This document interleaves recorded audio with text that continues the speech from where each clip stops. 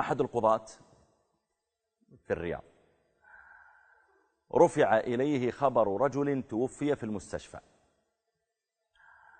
ولما توفي الرجل ما كان عنده زوجة ولا أولاد. الرجل يعني مثل ما يقولون، ما أقول مقطوع من شجرة، لكن ليس له أقارب قريبين جدا. فعن طريق رقم بطاقته وسجله استطاعوا أن يصلوا إلى بعض أقاربه، لأن أمواله حولت للمحكمة إلى القاضي لقسمتها إلى الورثة. طيب الورثة ما عنده إخوان أشقاء، ما عنده أم أب أخوات أبناء، ما عنده أحد. فبحث عن طريق الأحوال المدنية فوجدوا أقرب الناس إليه 3 من أقاربه، من أبناء عمه الذين ليسوا قريبين مباشرة، لكن بينه وبينهم قرابة ترجع إلى الجد أو الجد الأول أو الثاني، لكن هم الورثة، هم أقرب الورثة له. يقول هذا القاضي والله، يقول فاتصل بهم مكتبنا في المحكمة عن طريق سجلاتهم وعن طريق استطعنا أن نصل إلى أرقامهم، ودعونا ال3 المحكمة، وأقبل ال3، وإذا من هيئتهم أنهم لا أقول فقراء، لكن من عامة الناس الذين ليسوا منعمين.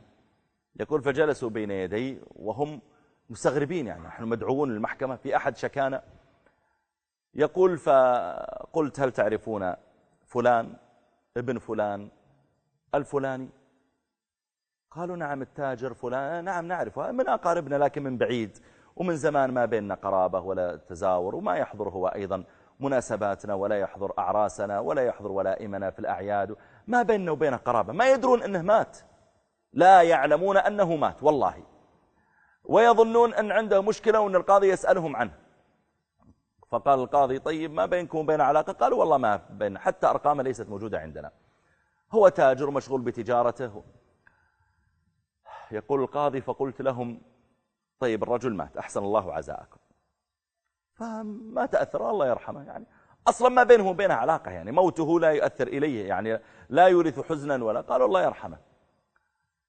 يقول فتعرفون له أبناء ولا إخوة؟ قالوا لا لا، المشهور عندنا أنه لا إخوة له ولا عنده أبناء، وهو أيضا طلق زوجته من زمان ولم يرزق بأولاده، ما نعرف عنه حقيقة يعني بقية حياته، لكن الذي نعرفه أنه لم يرزق بأولاد فيما نعلم وليس عنده أبناء. قال القاضي صحيح، نحن نظرنا في سجلاته المدنية وكذا، علمنا أنه ليس عنده أولاد وليس عنده زوجة ولا، لكن أنتم الورثة ال3. قالوا إيش؟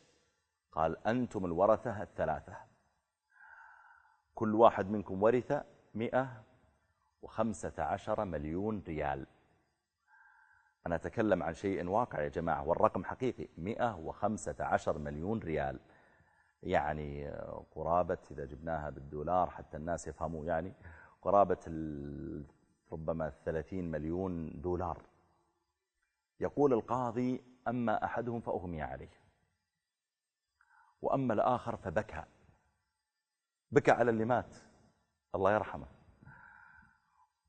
وأما الثالث فشده وأخذ يتلفت ويقول صحيح أنت تمزح، احلف جد والله. يقول فقلت نعم صحيح 115 مليون ريال، ثم أعطيت كل واحد منهم شيكا بالمبلغ.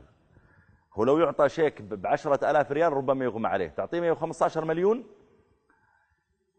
يقول القاضي ثم قلت لهم الرجل لم نجد له وصية، فهل تتبرع كل واحد منكم يتبرع ب1,000,000 فقط نبني له مسجدا؟ فقال الأول يا شيخ الله يغفر له، والله أنا بالنسبة لي أنا بسدد ديوني وأنا يا جماعة هذا المال جاءكم من غير تعب. يقول والثاني قال أنا أيضا أولادي كثير والثالث قال شوف العبارة، قال اللي ما نفع نفسه لن ننفعه، الذي ما نفع نفسه قبل موته بوقف أو وصية يبحث عن النفع منا نحن لن ننفعه، يعني لو كان حريصا لنفع نفسه، ما طلب منا نحن الذين ننفعه.